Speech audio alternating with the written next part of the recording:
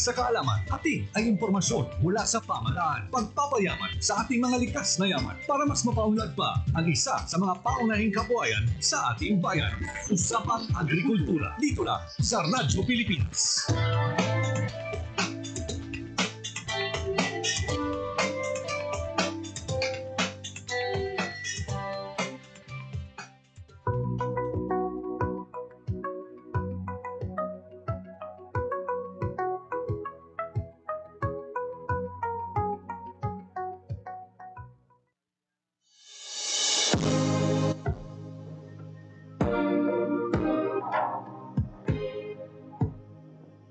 Sprang from a dream to restore the livelihood gravely hit by Super Typhoon Yolanda in 2013, Tabok Fisherfolks Association, or TAFA, came about equally carrying a burning commitment to work up their way to recovery.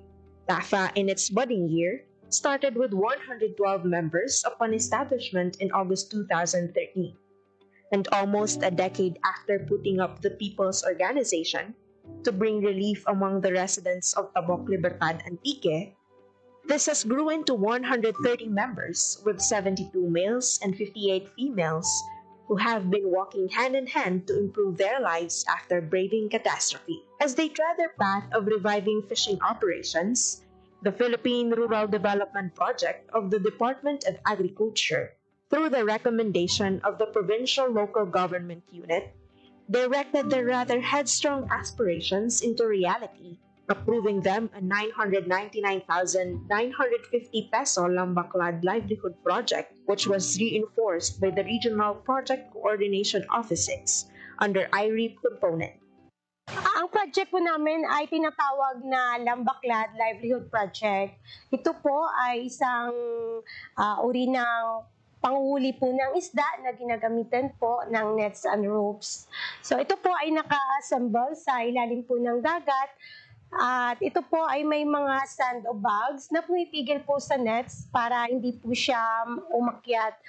Ito pong Lambaklad Livelihood Project po ay talagang environment-friendly gear po siya kasi ito po ay hindi nakaka-apekto sa kapaligiran. The system of fishing operates with one master fisherman or maestro, 3 rondas or watchers, and 20 busos or net pullers.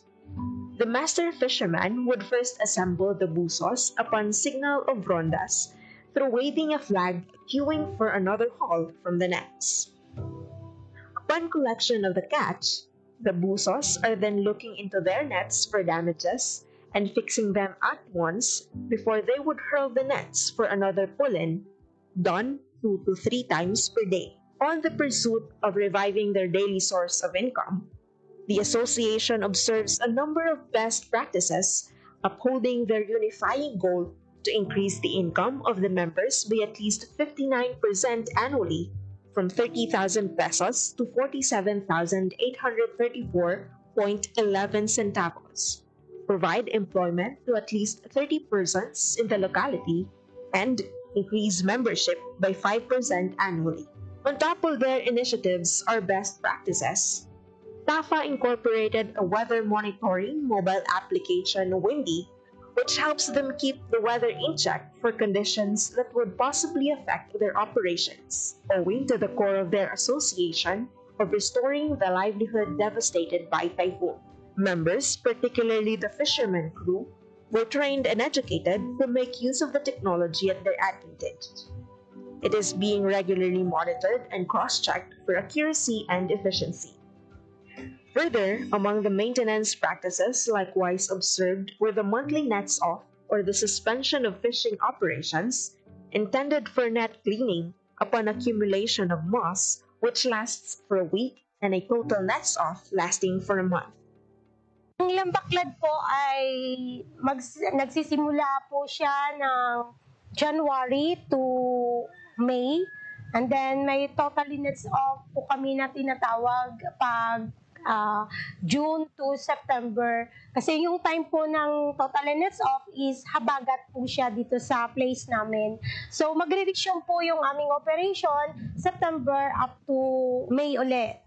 Tuwing total nets off po, bali ang ginagawa po ng aming mga members ay ang kumpunin po yung aming mga nets. Lilinisan po siya, tatanggalin po yung mga lumot, at i-repair po yung mga balsa, yung aming mga pamboat kung may sira po. Para po maka-prepare din po para sa operation po namin sa susunod po na mga buwan. So sa time po na total nets off, meron din po kaming capability building, mga trainings na kinakandak po namin para tuloy-tuloy po yung aming kaalaman. Kung kahit wala kami pong operation, tuloy-tuloy po yung aming kaalaman para po sa pagpapatakbo po ng aming project. Now clocking to its 10th cycle of operation, the Lambaclad Livelihood Project has shown continued increase in sales since 2018, having 6,718.61 kilograms of fish catch, which translates to 506,084 pesos recorded sales in its first year, and 8,952.70 kilograms of fish catch, translating to 995,221 pesos in 2019, and 9,971.85 kilograms of fish catch, which translates to 1,138,652 pesos in 2020, and 11,485.45 kilograms of fish catch, translating to 1,579,948 pesos in 2021, and 33,340.30 kilograms of fish catch, which translates to 4,380,256 pesos in 2022, respectively. Being an established organization, the profit-sharing scheme is being employed with the association, firstly compensating the rondas on duty for the day with 10% from the gross sales, whereas a weekly 30% are utilized for the fisherman crew and the remaining 60% for the association share. With TAFA's civil society organization accreditation, various grants from the regular programs of the Department of Agriculture came their way and have been an additional income-generating activity among its members. Few of these are trading capital assistance amounting to 332,100 pesos under the DA AMAD 6, various support to enterprises, supplementing the trading capital for fish buying and selling activity of TAFA last November 5, 2021. Kung total nets off po, wala po kaming Lambaclad operation, so wala po kaming income. Meron naman po kaming alternate sa isa naming project na tinatawag po na Talipapa.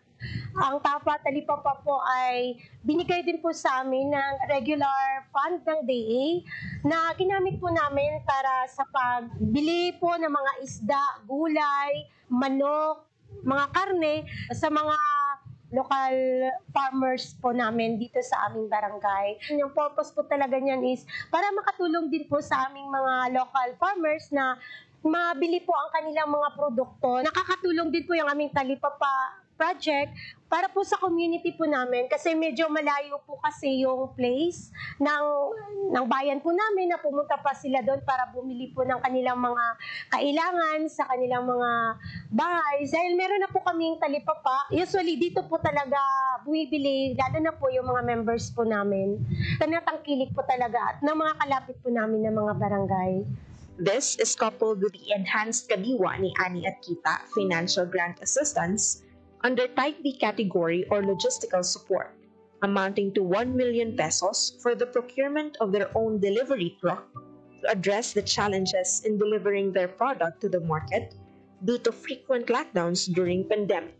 And in 2023, another enhanced kadiwa grant amounting to 1,500,000 pesos for the procurement of equipment, materials, and labor for the expansion and operations of Lambaclad Enterprise is underway.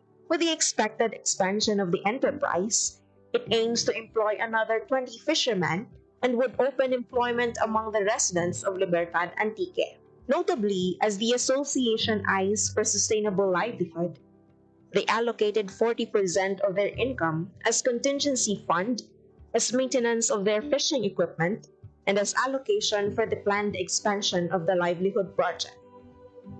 Para po sa aming contingency plan, meron po kaming nakalaan po na 40% mula po sa aming gross sales. Ito po ay tinatabi po talaga namin para po may magamit po kami sa maintenance po ng aming Lambaklad project.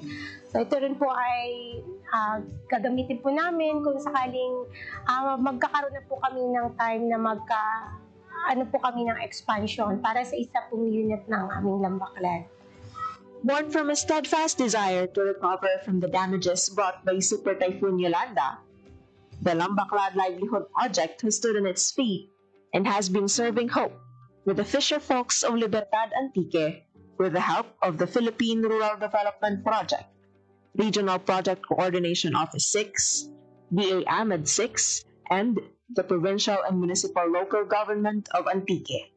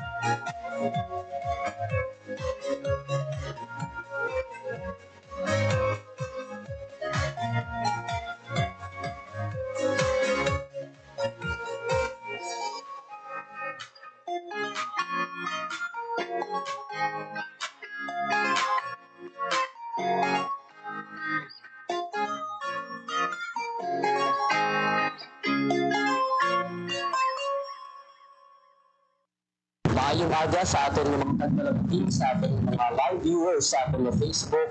Maayong aga, Gid. Kahit sa tanan natin ng mga farmers, sa tanan natin ng mga fisher folk, sa Municipal Agriculture Office sa Bilog ng Western Visayas, sa ating Provincial Agriculture Office, kag City Agriculture Office man. Maayong aga sa ating tanan, kag isa na naman kaadlaw kanibag ang topiko ang ating pag-istoryahan, mag-sentro sa ating mga kauturan ng mga indigenous people din sa Western Visayas, kung sa diin yung 40 programs sa Department of Agriculture nakahatag na sa pila ka mga intervention, pila ka mga suporta agad nga mabuligan kag mapasandog pa din ang talangubihian sa aton nga mga kauturan ng mga IPs. Gani sa mga episode makaupod nato na isa man sa mga leader sa isa ka asosasyon dito sa Western Visayas nga miyembro o kung katapo man sa Indigenous People Park nakaambit sa pinaka mga intervention from the 4K program sa Department of Agriculture, Western Visayas. Ma'am, ayong aga, pagpanamiyaw sa atong tanan ng mga pagpanamati. And pwede mo ba lang ma'am introduce ang imong pangalan, ang imong asosasyon, ag ang imong address? Ako si Irene Dolito Vigorente. Tubo man ikaw uyang ipakaw ang plan. Amon nga asosasyon ng Indigenous People of Uyang. Yes, ang una natin nga panangkot ma'am, ano bala ang mga nagapangunang mga commodity o mga agricultural products na ginaproduce naman niya sa aton nga asosasyon, specifically sa Barangay Uyang sa Tibakaw. Naku na sir, hay, itawan kami at 4K abaka. O abaka ka makaon sir, hay, tamat-ama doon yung asin suman. Yes. Sa bulig na 4K, itawan na na abono. Tausan dahil mga materialis, mga duko, kasi mga pala, mga bara. Kung pangaywa sir, hay, nagtaon man sa hapon, mushroom, tapos hay, nagpag-reading sa dakamon, abaka fiber, ang pabri ito, hay, abaka fiber. Kaya ko na sir, hay, nagtitipra kami, mga materialis, kailangan ko sa kalibo. Ano mo ka sir, may dala kami ng product, kung sinilid ang bakal. Tapos sir, may amon mga nilid na tao do poke na sa muskubidak. Kaling sir, makarahay ito ay materialis, pero haywa ko na tao ito ro. Pero preparado ang makarabaan ng bagay pato ito. Pero sir, sa ako kumatang sir, ay medyo ginamit na ito poke. Mabulig man sa amon nga bilang IP para kauyang makabulig sa among mga inunga sa uling inadlaw kung amon mga atipanon, amon mga parahon. Yun na lang sir, kaabo ang programa do bukid. Kung kami sa mga aklang bukid nun hay, amon man nga i-adapt sa among kaugalingon. Bali, abak ka rin inyong amin. Abak kami sir, ang among pangitanan sa yang ipakaklan. Pila na kamo ka years, ma'am, pila na ini kaya tuig ining Indigenous People of Uyang? Ano na sir, 7 years na. Wow, 7 years na. And sa 7 years ninyong pag-operate, ma'am, paano ninyo gina-market match ang inyong mga produkto? Pero karon sir, hay, may amon na buyer to sa barrio sir. Tapos hay, ina-deliver iya sa trader sa Libakaw. Pero ina-deliver. And madamo naman kamo ma'am ng mga na-impahan na kasubukan ng mga market matching sa DA40 program. Ano naman ang mga pagpangangkat o kung mga challenges na ginapakatubang ninyo? Okay man sir. Ginaatubang man namon sir, ginaprepararan man namon para gaantiho kami kung ano rin na to at mga ahensya it-okay.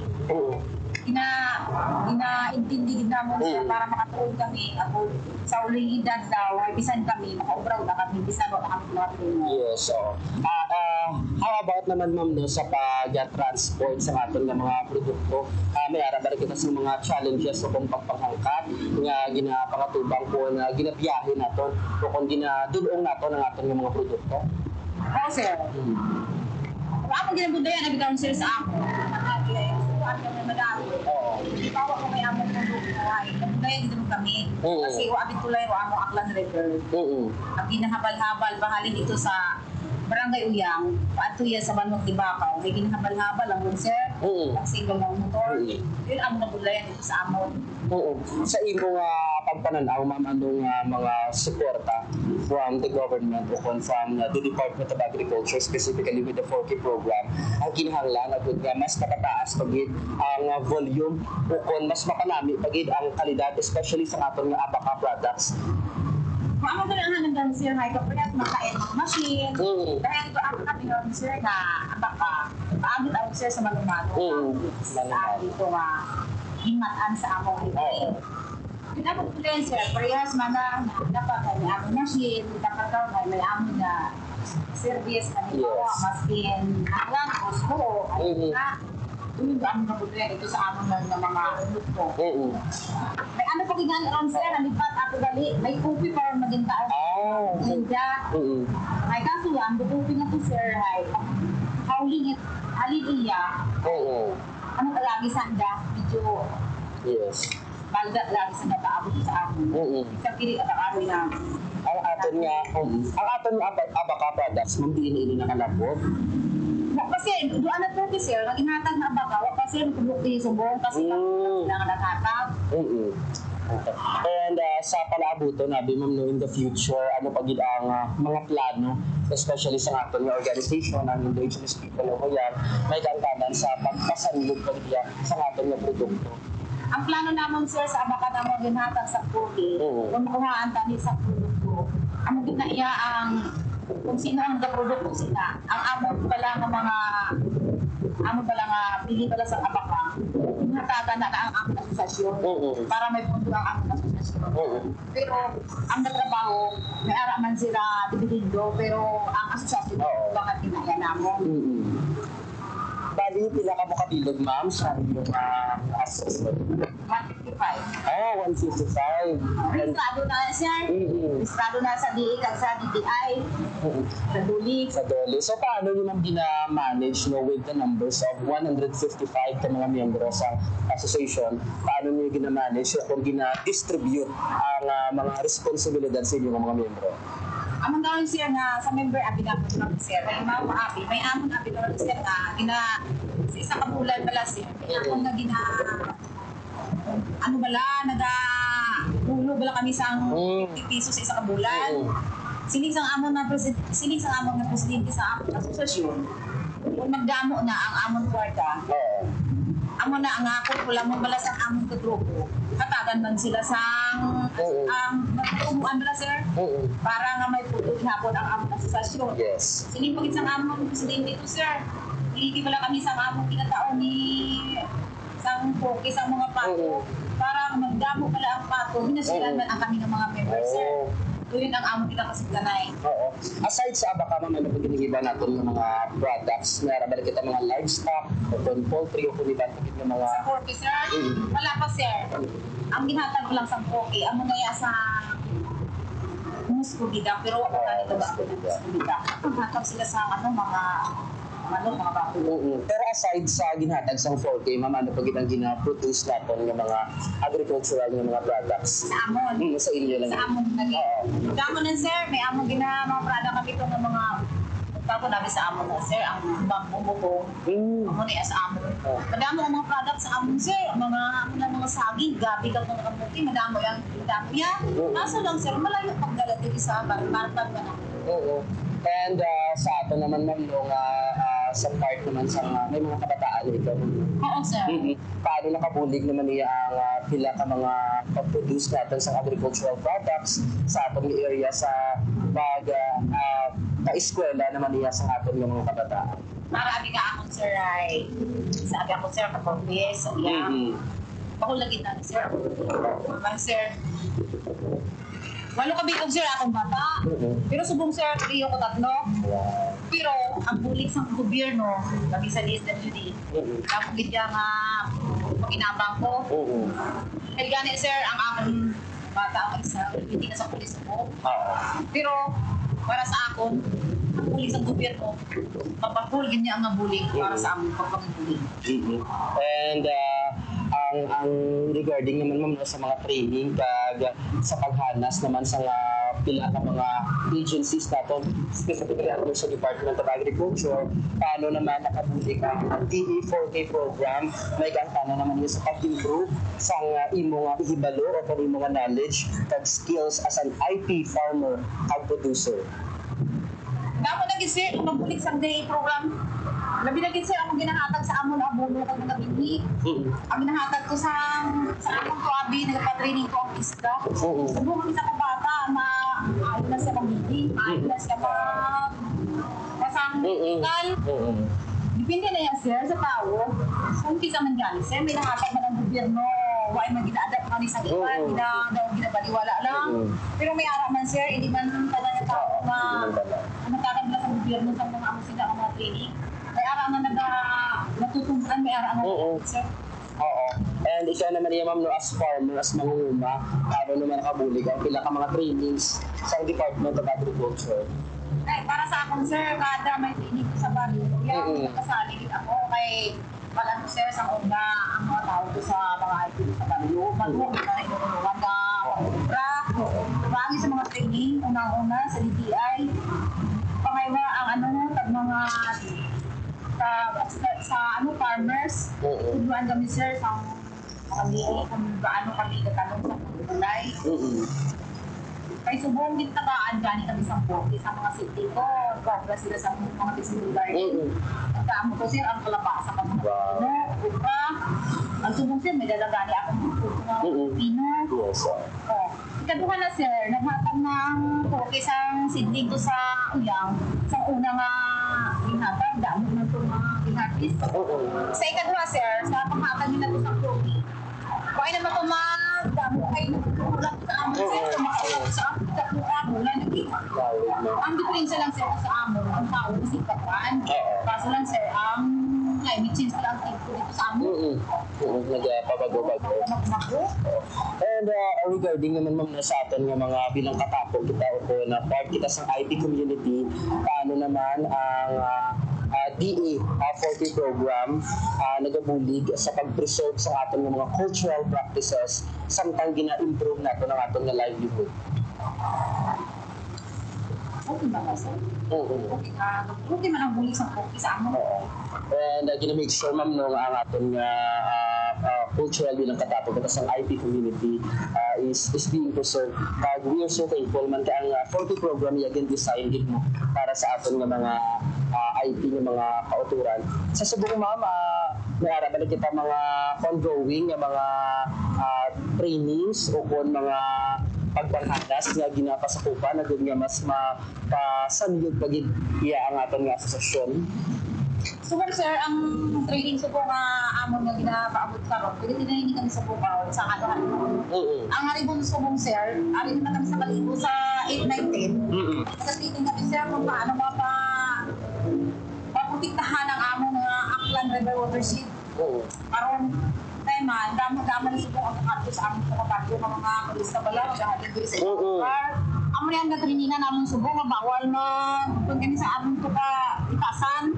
Amo na protektahan namong subong sir. Amo subong ang training namong subong nga nag-abot ka madamo ka training ang ginamit dapat sa mga IT. And as part sa uyang indigenous people of uyang ma'am, paano naman nakabulig iya ang pag-attend no, sa pila ka mga trainings sa Department of Agriculture sa pagpadugang ng mga sa ating mga customer. Mahalaga gid sa sir ang sa DA program kapag-training sa mga tumuluyo labi na isang indigenous people. Ay sa una sir, ang mga tao sa amon hindi kabalo na sa mga sa baka kay gintubuan niya na sa DTI. Ako kayo na ayuda na sa paano ba lang makatraining ang mga tao kung diningalin ang mga materialis. Tutusok na sila sir para makaayos ang mga tao. And curious lang ako ma'am no, bilang parte o kung kabahin sa IT community, sa subukan ng mga practices from your ancestors naman niya sa mga aton mga kanulunuan, ang sa gihapon ang gina-apply natin sa pagpanguma. Subong sa amon sir, ang inaamon subong ginatubuan ng tali kami sa training kung paano nagpupra-pura sa mga native na pang ginagamit sa panguma. Pero ang mga tao ko, why man ginagamit ang na-apply kung saan nagpapagamit sa mga dali sa compost. Hindi kaya hindi nakuha sa una, gagamitan natin training kami sa Caritas, wala nga mahalin sa France. Paano kami mag-obra pala sa mga hilo o ginagamit pala sa mga sapat-sapat sa uma. Hindi niya makuha, hindi na yan namon magbakal kami diri sa ako na iya, ang magaya namon, damo kong dami training, pero hindi bigyaman makuha ang mga tawag mo na, mga talagang sa amin, hindi na mabakay, ang ginahatag na sa amin yung mga pagtudok. And sa nga nang ginakapahin kita ng mga especially ang aton nga organization, nga nang parte sa DA40 program, ano kitang una natin nga napansyagan bilang parte sa komunidad? Sa una-una sir, damo bigya ang nag-aabot sa among lugar na umaalig sa among nakabulig sa tanan namong sa una sir. nakakaiba big subong. Nagbago na gid kami subong dahil sa pag-training, paano sa mga experience. Mas kinuha niya tinapusan ko ang mga tao kada tuon dito sa training. Saan mo ka tinapusan? Kung ikaw wala nagapamati, nag-aayo pa gid. Oo. So na yes, there's Oo. And if may ara ka mga suggestions ma'am no kon panawagan sa aton nga program sa DA Good Fortune program, ano pa gid ang imong mga suggestion o kon ma-recommend agud nga ma-improve pa gid ang pila naton ka mga delivery specifically sa mga programa naton nga nagabuli gid sa aton nga mga IT communities. Gusto ko tani sir sa agency sa gobyerno, especially dito sa DA program. Gusto ko gitani nga dugangan pag daw suporta para sa amon sa IT. Para balang matunan namon kung ano gid ang ikamayad bala sa amon pag-community. Dahil kami to nga mga IT na kulang pag kami. And sa subong mama, you mentioned 155 people, no? Mga members, mostly mga sa inyong organization o kung sa inyong association, pila ka makabilog na officers? 18. Mga 18. And ano mo ganing nga designation na? Public Information Officer ako, sir. Okay, bilang isa ka public information officer, paano mo ma'am spread o kung ginapalabot ang pila ka mga impormasyon sa ato naman iyang asosasyon kag sa ato naman iyang mga miyembro sa indigenous people of Ayan?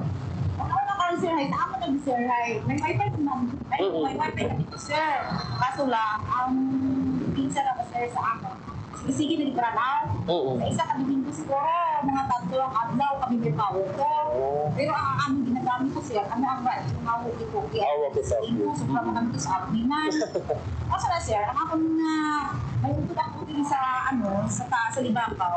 Na-inform na gid na. Siling nila sa akong, Ning, abi ang ako ngayon. Ning, may ara akong meeting. Siling pala itong mga upod sa inyong mga officer na may meeting. Dala ka mo dito sa baryo, kung di rin man sa Ilino. Kunyan ka pinagpawaman ng Libya. Sa linggo, sa mga mata ko, may meeting din ako sa ating asosasyon. Kaya sir, pag kabati sila sa mga buko, may meeting sa aming asosasyon, nagdali kita kung nagipubaya ang akong mga asosasyon. Siling sa aming kapitan, aming nga chip, ay ang chip la, ang asawa ko, kag-asawa sa chip. Siling sa chip, maayong nagganto kong drib, san sa radyo lang. Kaya kung magpadagyaw, gani sila sa aming mga training. Kung kimitan na. Huwag niya problema sir, kung may ara lang ang kinatawag ko lang mo. And sa subong mama, kung may aray kahatagan sang mensahe o kung pagpasalamat, pwede din nga paambit o makapalabot sa pagpasalamat pinagin atin ng programa. Una sa tanan, nahaligang pasalamat ako sa Ginoo nga bisan iya kami, ipatawag kami ay programa hay. Kaabot kami iya ag medyo among gawas. Una sa tanan, kapasalamat ako sa DA program, sa Anaitpoki program, sa amon nga asosasyon, kung waro among asosasyon hay, wa man mag-abot tayo mga programa. Nga, una abi nga mag-abot yung asosasyon hay, makabiting anay kong bagaya. Para pala nga sunduan ba na? Amo na ang ginapasalamatan ko sa gobyerno. Ginapasalamatan ko ang mga hatag na bulik alin sa DA program, 4K program. Kabay pa nga madugangan bala ang ginhatag sa amon. Pag mga training nga ginhatag sa amon, kabay nga madugangan bala sa gobyerno. Akong matunan pagyapon namon, duwa namon lumaluwi. Thank you, sir. And lastly na lang, ma'am, may gusto ikaw nga itamyawon o kung i-shout out o mga kataan, yung mga katapo sa iyong mga asosasyon. Pwede gid ba maka-greet sa ila? Sa mga ako ay iyaw ako sa Iloilo. Iya ako gina-interview ako at amon nga bilang leader iya ay ayan nga magurad daw sa akong asawa, sa akong kaigmanghod. Kapay nga una ka mga tanaw sa amon nga presidente na among asosasyon na iyaw kami. Bilang kami isa ra ninyo nga surugoon it barangay Uyang hay intuman namo para maabot to atong handom sa atong asosasyon. Kabay nga madugangan pa to atong programa kita tanan higahiring yun. Salamat gid. Oo. Once again, si Ma'am Irene from Indigenous People of Oyan, from Barangay Oyang, Libacaw, Aklan, na naghatag din sa iyang experiences, kag iyang istorya, may kaangtanan sa pagbaton o kung mga benefits naman niya nga ginpanabot sa DA40 program. Ginatamyaw man naton si Ma'am Glenda Himatay, ang focal person sa DA40 program, and the rest of the 40 program nga naghatag isang suporta sa ating mga IT communities, not only sa Libacaw, Aklan, but all over Western Visayas.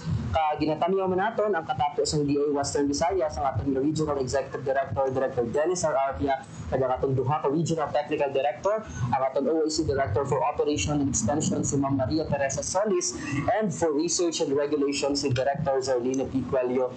Ginatamyaw man naton nga hepe sa Information Section si Sir James Earl Agatis and the rest of the personnel of Rafis team. Maayong aga sa atong tanan. Sa masunod natin episode, isa na naman ka-istorya sa ating mga kauturan ng mga IP sa ating mga pagtutukan. Gani, bantay lang sa ating mga programa. Salutan si Chan Candelario from DA Western Visayas. Maayong aga sa atong tanan. Raising livestock is a demanding but rewarding way of life. From the quiet hours of dawn to the bustling activity of the market, every step requires dedication and skill.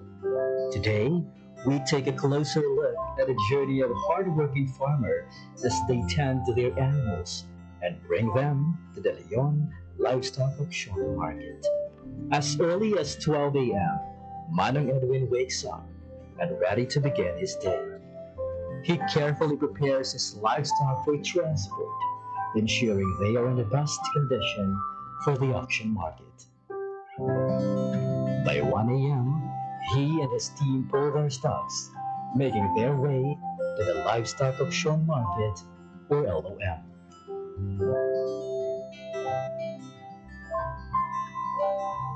Selling livestock is not just about bringing animals to market.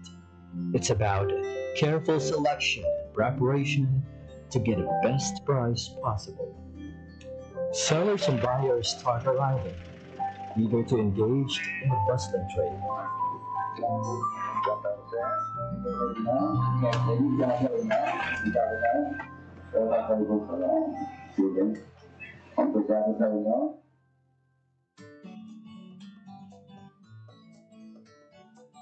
Each livestock is carefully weighed on the digital weighing scale. After weighing, every animal is assigned a number, making it easier for buyers to track their chosen stocks.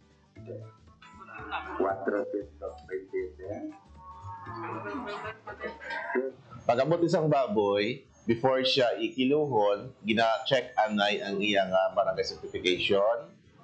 And then, hindi, why isang kiluhay nga matabo unless nga why pa maabot ang buyer. At saka, while nga nagakilo, katanaw man ang mga farmers na kung sabihin, mabalaan nila kung pila ang kilo sa ilang baboy. After that, ang aton nga buyer, makuha siya sa cash tickets o kung ang weighing slip nga sa diin dira ma-indicate ang kilo sa iyang baboy para nga i-presentar sang tag-iya sa buyer nga amo na ang kilo sa iyang baboy para nga ibayaran na. The livestock class and weight are recorded for transparency and accuracy. At a livestock auction market, each stock is meticulously inspected by potential buyers. Every detail, from size and weight to overall health, is carefully evaluated. As the bidding process unfolds, buyers compete for the best livestock. In the end, the highest bidder secures the stock, ensuring a fair and competitive marketplace. Ang advantage kid ma'am kay man sang before ang mga baboy yawan kami ka pangita kang amon nga nga kung sinoong mabakal usually ga sa tinda lang ang dalaganan ka mo gadlagan ang tagiya sa market then ipa sa manug iyaw Unlike Subong, kung may auction market, may mga buyer kita halin sa sagwa, sa mga city, kag sa ibang pang lugar nga nagakadto diri. So hapos lang gid ang pagbaligya sang baboy ka mga tao diri sa Leon, usually mga member. Ang LEPA kag ang mga member ya nagapasalamat gid sa LOM kay man naging matawhay, naging mahapos amon kung paano namon ibaligya ang amon mga baboy kag ang presyo hindi kami maperdi kang presyo sa pagbaligya ka baboy. Kay man sa una, ang baligyaan ay pamata lang, tapos isa hindi pa sigurad ang kung pila kiloya. So, kung sumahon mo kisa sa may kapital mo ngagin isa perdi ka pa. Unlike Melo, makakita kita ka mga buyer nga alin sa kwa, kag hindi masyadong mag-stagnant amon baboy dire sa Leon. Kaya siyempre may mga buyer kita kay kung ang tinda lang hindi man kasarang itong kaya sa pagkadamo ka hagrisya diri sa Leon. A long-standing tradition of livestock trading thrives in Leon, Iloilo. Established in 1978, the once named as Carabawan has evolved into a vital economic hub, the Leon Livestock Auction Market, supporting farmers, traders, and the local government. From January to July 2024, the Leon Livestock Auction Market recorded a total transaction value of 177,740,900 pesos. The highest revenue came from hogs, contributing 78.1 million pesos, followed by cattle at 62.2 million pesos, and Carabao at 33.6 million pesos. This continuous economic activity highlights the market's vital role in sustaining local livelihoods and regional agricultural growth.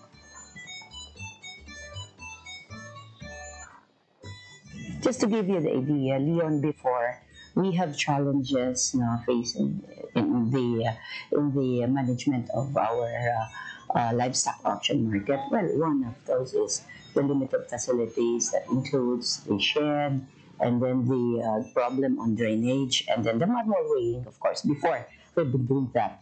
And also, the limited access of the traders because of lack of promotion. And we have a long duration of transactions during that time. It took the personnel around 10 hours just to complete the transaction, or just to just to give the services to our clients as well, and also a limited revenue. I am appealing, nagapangabay ako sa mga pumuluyo natin sa Banwakang Leon that bunuligan natin dyan. Not only nga nag-benefit kita, kang atin nga pangabuhian di dyan, kag ang atin lang ginalantaw nga mas makabulig pagid sa economy kang atin pumuluyo. Kami naman di dyan sa munisipyo lokal, kang Banwakang Leon, rest assured that we will do our best as mayor of this town. Himuon naman ang tanan-tanan para mas ma-improve pagid kag kilalahan ang Banwakang Leon, not only the summer capital of the province of Iloilo and the fruit and vegetable basket of Iloilo, but the livestock hub of the province and the whole Philippines. From a small trading post at the back of the municipal hall to a thriving livestock auction market in Barangay Talakungan, Leon Livestock Auction Market has continuously adapted to the needs of farmers and traders. With the support of the Japan 2KR project and local government investments, the market has undergone major upgrades.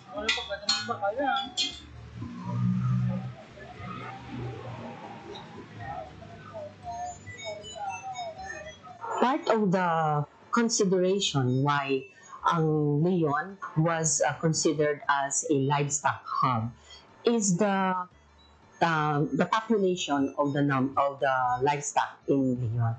Actually, if we try to look at statistics, would say that municipalities of Leon and Cabatuan are the major livestock producers in the province of Iloilo. Sa tulad, makita natin ang mga improved infrastructures, no? Makita natin ang ating administration building, no? Port na siya, mga cater na siya, damo o numbers ng mga clients natin na makasansak, rain or shine matana. We have our fences, nga makasecure kang atin ng mga clients and our livestocks. And makita man natin sa tulad, simentado rin ang ating selling area kag ang mga dalan. So very comfortable rin mag-transact ang ating mga farmers and traders sa ating stock market. Secondly, ang ating improved nga animal shed. So makita natin nga mas organized rin ang ating livestock market. Naka-separate ang mga large ruminants natin ng cattle kang Carabao. So may area mata na nga adapted for hogs, for goats, and for our poultry. Sa tulad, we're very fortunate na may digital lang kita, no? And calibrated na weighing scale. Kasi diin na mas transparent kung na in terms kilo, no? Makita rin di farmer once kilo na sapat, no? Kag mismo si buyer makita na kung talaga kilo ka sapat. And we have also our improved system of operation. So kanakauna, gaw sa kami alas 4 pero nag-end kami alas 2, no? Alauna. But for now, nag-end kami sa kami alas 4, nagatapos kami 7 to 8 a.m. So, while rin so far, yung mga transaction, so mga baka na nabili dyan, subject for pick up rin ng mga buyers. So, makita natin na may improve sa transactions. It's because ang mga documents na kinanglanan ni buyer or ni farmer, di dyan na mismo may issue sa livestock market natin. So, di dyan na presence ka natin yung Municipal Treasurer's Office sa pag-issue ka mga certification, di dyan natin yung Municipal Agriculture Office, ang atin yung PNP, no, na mag-issue. So, one-stop shop na na, di dyan na available mismo sa atin. Ang atin yung improvements na sa ating livestock market na bulig sa atin ng mga livestock racers at the same time sa ating mga buyers, no. Sa ating livestock racers, halos ka ng tulad nga ginadara dito sa livestock market at mga bakal. It's because ang mga buyers damo rin na ganyan at makadto sa Leon para magbakal. So, and then, luwas sa Tagaliwan, damo naman ng mga adjacent municipalities, no? O iba-iba ng mga provinces sa Dakantor, dito para ibigya lagi ng baka nila. So, mas healthy rin subong ang transaction, no, sa ating livestock market. It's because damo rin ng supply, at the same time, damo naman ng buyer. Okay. So, in terms of sustainability, no, ang ating local government unit, nag-appropriate ng kang budget, no, para sa maintenance ng operation, no, kag-facilities ng natin yung livestock market. So, this is why every year may mga development kita nga makita sa ating livestock market. And nag-focus man ang ating mayor sa mga personnel kung saan diin mag-provide the batang dyan, no, kaplantilla na mag-operate, no, o mag-handle ang ating livestock market. So we have 5 personnels, no, na na-assign dyan and under the sa management, no, kang Municipal Agriculture Office. Yearly, nakanda kami kang assessment, no, together kang ng stakeholders, nakanda kami meetings, no, paghinunanan with our traders, with our buyers, with our livestock racers, so kung paano mag-improve, no, ang sistema kag management kang ating livestock market. With over 8.7 million pesos in funding from both the Department of Agriculture and local government unit, the Leon LOM now offers organized trading, enhanced security, and modern facilities that ensure fair and efficient transactions.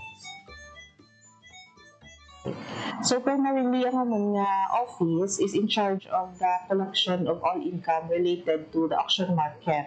So may mga employees kami, may mga personnel kami nga naka-field dito, kag sila ang nagapang-issue sa receive sa payments and naga-issue sa resibo or cash tickets sa mga payers or mga clients natin dito sa market. At the same time, kami man ang nag-record ng income, kag nag-monitor ka income, kag kami man ang nag-deposit ka income sa banks natin. So, for auction market, nag-collect kita kang entrance fees sa mga nagasulod ng mga ruminants, ginatawag ng gano. And then, nag-collect man kita kang weighing fee. So, kung magamit sa nakakiluhan para magpakilo, nag-collect man kita. Also, yardage and transport fees. So, mag-in and out gani ang mga ang mga baboy or baka, nag-collect kita kang transport fees nanda or transport clearance. And may man kita, ownership. Kung magpa-transfer ka, ownership, may ginabayad man. And kung ako magpa-certificate of ownership but also magpa-transfer kang ownership. May ginabayad man. So, ang ownership kag transfer mostly regulated by Bureau of Treasury. So, may share si Banwa, may share man si Bureau of Treasury. Sa lang sa transfer of ownership lang ang mga couples natin. So, firstly, ang sa transparency, what we did was to put tarpaulin na signage outside in the lawn. Kung makakanto ka mo dito, you will see. So, nakabutang dito specifically kung pila ang ginasukot for entrance fees, pila ang ginasukot for transfer, para transparent sa mga pumuluyo kung pila ilang bayad dapat. Para ma-avoid ang mga overcharging. And also, gina-remind din naman ng mga nag-post man kami dito nga always ask for receipt. So, this is to ensure na kung anong ginabayad ka mga farmers or mga pumuluyo, nagasulod kita na sa may kang banwa, sa tundo ka banwa, para magamit natin sa mga picture man ng mga projects. So, ang part ng atin na income sa atin na auction market is exclusively used sa market na mismo, So, kaya na nag-impon. But part of it, nag-impon na sa general fund sa munisipyo. So, for example, mga entrance fees, kag mga kilo, ang makulit naman din dyan, ginabalik din naman to reinvest sa may auction market natin. And also, aside from that, ang mga pundo nga halin sa national na ma-receive natin, ginaano man natin to improve ang ating auction market. Once a stock is sold, it is transferred to the holding share while necessary documents are processed. Before finalizing the sale, sellers and buyers must complete all required certificates, permits, and clearances. These include the disinfection clearance, animal health care certificate, and the local transport permit. Additionally, necessary fees such as the permit fee, municipal business tax, garbage collection fees, and environmental fees must be settled. With all documents and payments in order, the transactions are completed, ensuring a seamless and efficient livestock trading process at the LOM. Behind every thriving livestock market is a team working tirelessly to keep things running smoothly. From ensuring fair trade to helping farmers and buyers connect, the Agribusiness and Marketing Assistance Division of the Department of Agriculture Western Visayas plays a key role in making the livestock auction market a success. So, we have different livestock auction markets region-wide and dalawa sa ating mga auction markets or LOMs are being modernized with the help of the Department of Agriculture, AMAD, BEI, and of course with the help of Japan to KR. Isa nga dito yung Leon auction market at isa yung Sibalong auction market sa Antique. So we are regularly conducting progress monitoring ng ating project given it's a very important trading center for our livestock animals, especially dito sa probinsya ng Iloilo. And as our indicator sa kanilang performance, we are regularly monitoring the transactions, yung volume ng transactions natin sa auction market. We are also coordinating with the AI when it comes to animal welfare. So kailangan natin i-secure na yung mga animals or livestock na dinadala sa ating auction markets are properly proper yung handling. So, isa yun sa ating sinesecure. So, part yun ng ating capacity enhancement sa ating mga management team or staff doon sa LGU Leon. Mayroon tayong allocation when it comes to repair and maintenance. So, kailangan natin i-repair and maintain ang ating system, the facility, because it's a shared facility for our livestock industry players, especially for our farmers, na napupuntahan silang tamang auction market to give them the right compensation and pricing sa kanilang animals. So we're also securing with our AMAD that we're conducting annual assessment and monitoring and planning workshop with our auction markets region-wide. So Leon is really playing a pivotal role when it comes to the livestock industry. So they already established their the role as one of the most important trading centers. So hindi lang yung municipality o ang nag-trade dira. So neighboring municipalities are coming there because isa sa mga advantage natin, as what I've mentioned, is yung transparency when it comes to the weighing sa ating mga livestock na pinapasok sa ating auction markets. The Leon Livestock Auction Market is where farmers and buyers meet to ensure fair trade and sustainable livestock production.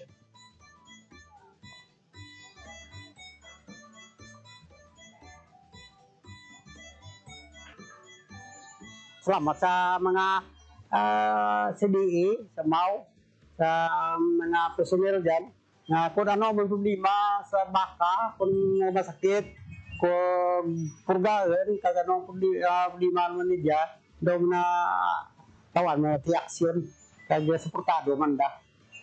Kung problema, ang amo na kani nga dapat tiya nga buwan nga isa pa pirma naman agto pulis sipyo para sa pulis pitlaga may ada pulis ni gagdor ya naman kay para biyay la porta shipment available ti so paroki way problema man naman jang baka ti ang tao sige man gapon nga balik ka. As the Leon Livestock Auction Market continues to grow, it remains a pillar of economic resilience and agricultural progress in Iloilo.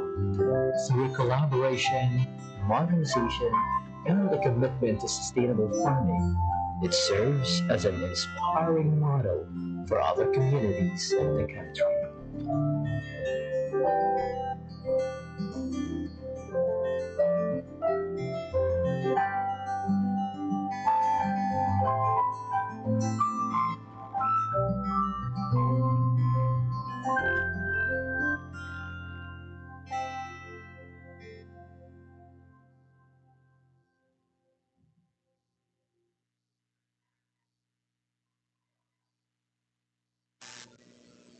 Hatid ay balita, impormasyon at sari-saring kaalaman tungkol sa sektor ng agrikultura sa ating bayan. Usapang Agrikultura kasama ang Department of Agriculture. Alamin ang mga hakbang ng administrasyon para mas mapaunlad pa ang iba't ibang industriya agrikultural at pakinggan ang mga proyektong handog sa mamamayan upang mapalago ang kanilang mga kabuhayan. Usapang Agrikultura, Lunes hanggang Biyernes, alas 5 ng umaga, dito lang sa Radyo Pilipinas. Ang inyong tulay sa himpapawid ng serbisyo publiko, ang Presidential Broadcast Service, Radyo Pilipinas, Radyo Publiko. Radyo Pilipinas, Radyo Publiko. Kinilala ng pang-international at prestigyosong Asia-Pacific Broadcasting Plus Awards 2025 para sa kategorya ng Government Streaming. Ito ay dahil sa epektibo nitong pagsasanib ng mga tradisyonal na media tulad ng telebisyon, radyo at print para masabayan ang mabilis na pagtinog ng mundo ng digital at social media tungo sa mas epektibong paghahatid ng mahahalaga at napapanahong mga impormasyon sa mamamayang Pilipino. Kinilala rin ang Radyo Pilipinas dahil sa patuloy na pag-akyat ng rating. Ngayon ay matatag sa pang-4 na pwesto sa Mega Manila ayon sa pinakahuling Nielsen Radio Audience Measurement Survey. At sa social media, nakamit ang mahigit 2,000% pagtaas ng bilang ng mga sumusubaybay sa Radyo Pilipinas page sa unang bahagi ng 2025. Patunay ito na ang inyong Radyo Pilipinas Radyo Publiko ay tunay na kaagapay ng inyong pamahalaan sa paghahatid ng serbisyo sa mga mamamayang Pilipino. Mula sa aming lahat, sa ngalan ng inyong pamunuan at mga kawani ng Presidential Broadcast Service, kasama ang inyong mga himpilan ng Radyo Pilipinas sa buong kapuluan. Maraming salamat po sa inyong lahat, sa inyong pagtangkilik at pagkilala. Radyo Pilipinas, Radyo Publiko.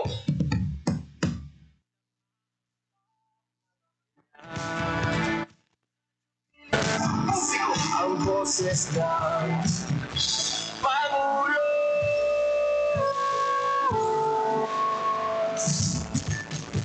Karamay niyo kami. Kahit malayo man kami nakakarating, OFW.